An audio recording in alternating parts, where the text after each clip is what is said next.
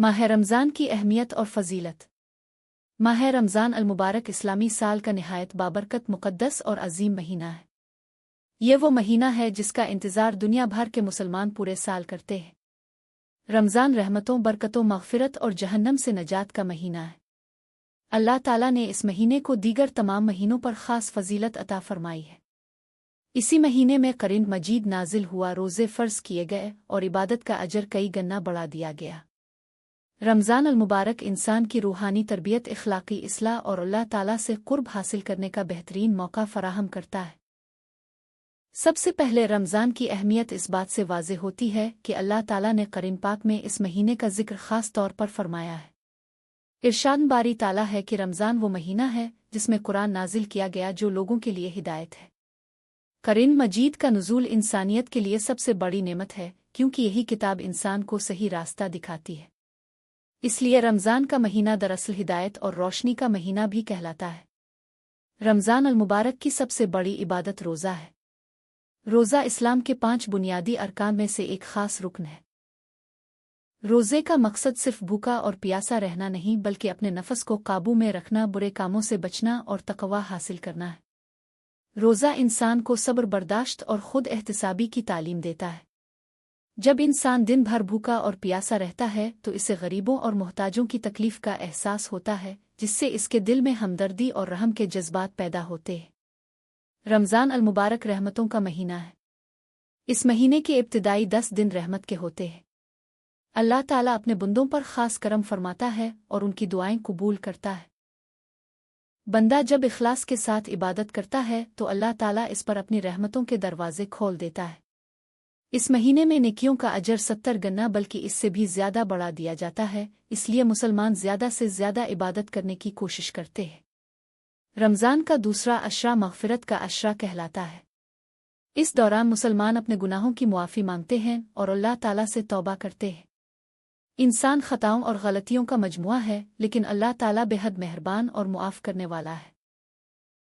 रमज़ान इंसान को मौका देता है कि वो अपने माजी की गलतियों पर नादिम होकर नई ज़िंदगी का आगाज़ करे।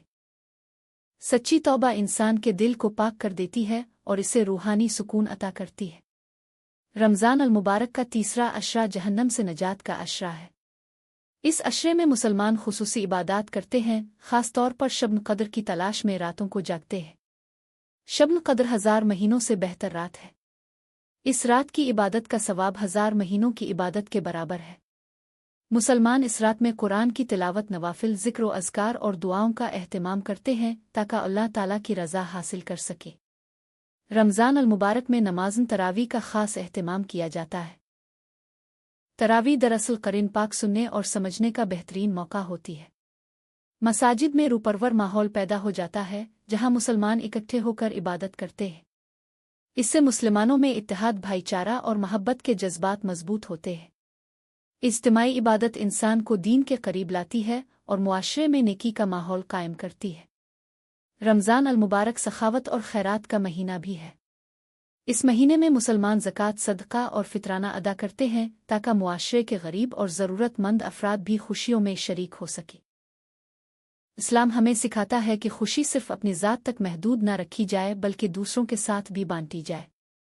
रमज़ान में गरीबों की मदद करने से मुआशरे में मुसावात और भाईचारा फ़रोग़ पाता है। ये महीना इख़्लाक़ी इस्लाह का बेहतरीन ज़रिया भी है। रोज़ा इंसान को झूठ, ग़ीबत, लड़ाई झगड़े और बुरे अमाल से बचने की तरबियत देता है। नबी करीम ने फ़रमाया कि अगर कोई शख्स रोज़े की हालत में भी झूठ और बुरे काम न छोड़े तो अल्लाह को इसके भूखे प्यासे रहने की कोई ज़रूरत नहीं। इस हदीस से मालूम होता है कि रोज़े का असल मकसद किरदार साज़ी और इख़्लाक़ी बेहतरी है। रमज़ान अल-मुबारक ख़ानदानी और समाजी ताल्लुकात को मज़बूत बनाने का भी ज़रिया है। सहरी और इफ्तारी के मौक़े पर घर के अफराद इकट्ठे होते हैं, जिससे मोहब्बत और अपनायत बढ़ती है।